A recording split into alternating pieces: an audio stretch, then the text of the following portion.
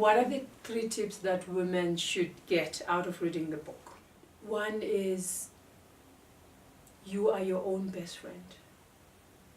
Can you build a loving relationship with yourself?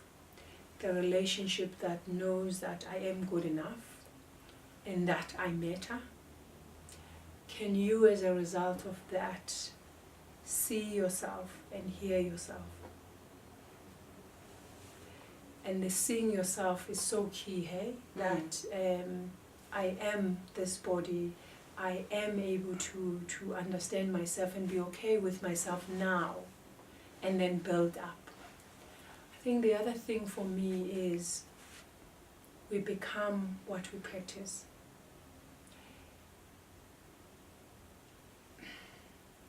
We become what we practice, and that is so big because we tend as women to practice for others. So can you, as you read this story, there's stories, there's lessons that we have had to journey and experience, that the more you practice your sense of value and worth, the more you practice the things that make you happy, whether it's others, but at least you are coming from a place of what is my essence as a woman. I think those 3, and I might add more if you don't stop me, those 3 do come as a big takeaway as you go through this book, that you are your own best friend, you are your own empowerment project. The reality is no one's going to empower you other than yourself.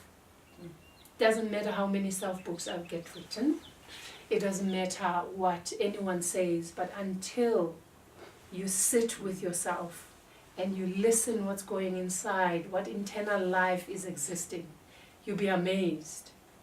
And then once you realize that, bring in yourself so that you can master your mind. One day at a time.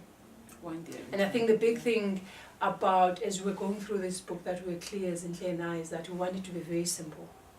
We don't want it to be very complicated. I mean, we use a lot of examples, stories that are very more us. One that resonates with me, and I did warn you that you must stop me if I talk too much. One that I think for me as I was writing was a surprise, was I made an example, the pots. Yes, the shining of the pots on Saturday, and sunny and bright, and you're buffing that pot. Think about your power, how brighter it becomes. The more you connect with it every day, the more you embrace it as it happens, the more, if it doesn't look so great, you keep buffing.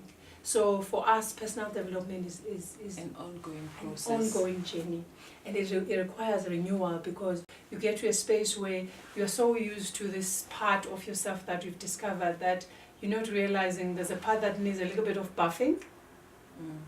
Go into that space and continue to buff. Fall in love, be intimate, get to know yourself.